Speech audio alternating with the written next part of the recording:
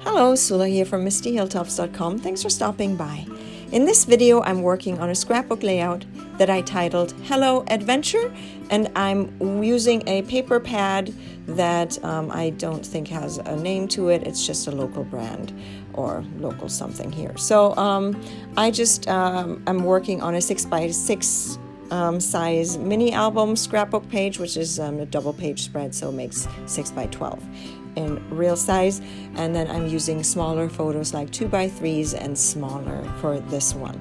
So I'm starting with putting a paper strip, a larger paper strip on the top side of the page, not going all the way to the edge. I want there to be an edge all around. And then a smaller kind of paper strip goes underneath there, and I'm mirroring both pages, so the same thing will happen on both sides of the page. And so here I am making sure that the two pages are aligned, so that I can add this paper there and everything will work out fine. I finally finished my first two albums and everything worked out well with how I put them together, and so I realized this is how it'll work. I just then take a strip of basically cardstock that I use for the binding in between. That gives me a little bit of a gusset in between the pages so that I can add flowers and more dimensional things, but not too much.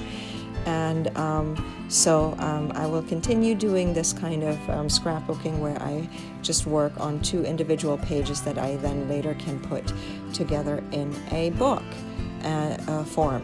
So here I have the strip of paper that goes across the two pages, and I happen to have a similar colored cardstock that has the same kind of blue tones that is in the lower side of the paper, which is just a bunch of motifs from just villages or rural countryside, but with windmills and houses, farmhouses and all that. So here I have the title, and the title will be Hello Adventure. I just found that hello lying around in my scrap stash, and then I decided to just use a stamp and then fussy cut that out with the adventure there. And then I'm adding all the photos, and then this I created for a different album some years ago, this little circle there, and in the silhouette, and I just then used it again for this page. I probably resized, I'm pretty sure, but it kind of makes train tracks, because the story of this is we're going on a big hike, 2 days, and we're approaching our starting point using trains and cable cars and another train to get there. And so that is why I felt it was quite appropriate to add a little train track on my page. I had thought about doing that paper strip there that goes across the two pages as train tracks, but decided against it because I felt it was better to use that circle there. So anyways, now I'm ready to start gluing down the photos, and I'm starting from the edge there, and it's the center edge, because I usually have the photos connect between the two pages basically by just having them on that inner edge, aligned from that inner edge, not the outer edge of the page. Then I realized I wanted that little ticket there, it's a die cut piece, to go between the other photo and this photo, and so I just had to quickly glue that there before I stuck down the photo that I had already glued up. And then I can start with deciding what other pieces. I have to decide what goes beneath what, so that I don't start gluing things down and realize afterward that, oh, I should have also glued that down first and stuff like that. So anyway, here I am now. This circle that came, that paper pack came with 2 pages, 2 sheets of just tags and stuff like that, and so that was that circle bit there. And I felt that would work with that circle train track element there that is on that page. And but I'm not using it for the journaling. I will just type something up on my computer and use a typewriter kind of font, because I find that is a little more legible and it takes less space than my handwriting. I have my handwriting as a font on a computer, or I could just handwrite on the page itself, but I feel comfortable using paper strips for journaling. So then I have all these stamped items there that I created, and then used some of my die cuts to cut out, or that little train is a stamp that is actually for a Christmas set, but it just is perfect for this page because we're on a train ride, actually on 2 train rides, as the story goes of this page. And so years ago I scanned in the stamp and then created a cut file from them, and so I keep reusing it.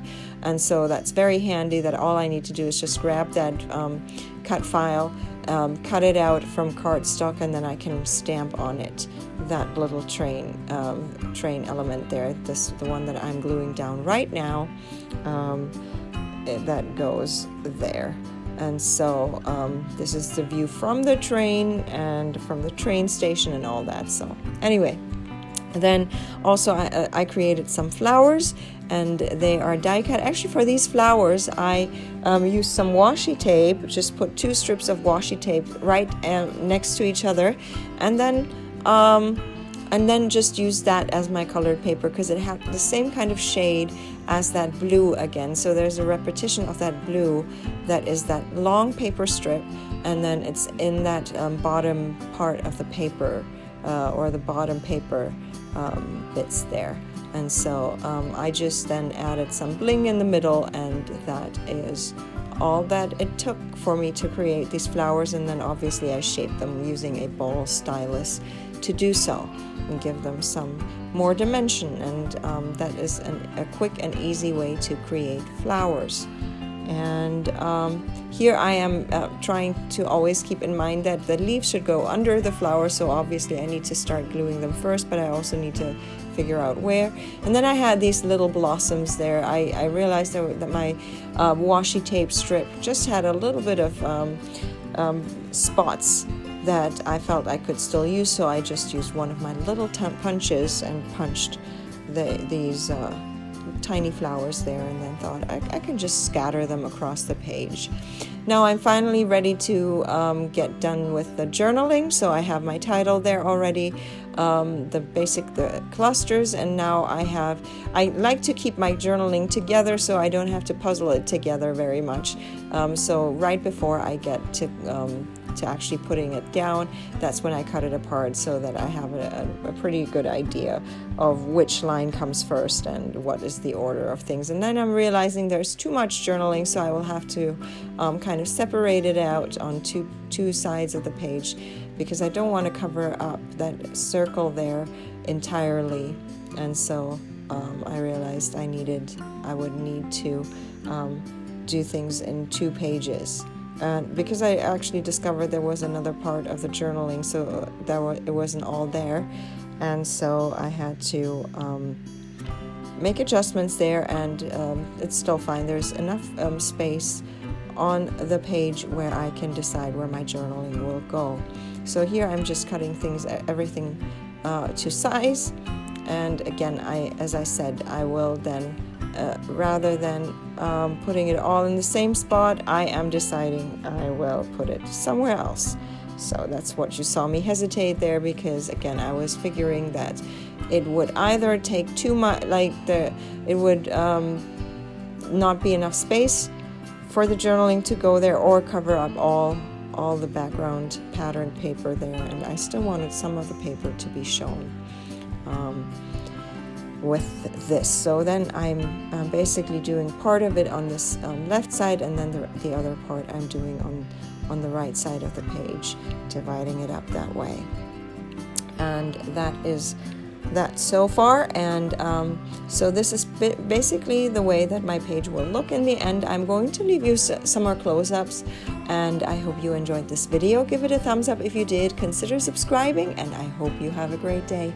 Thanks for watching. Bye.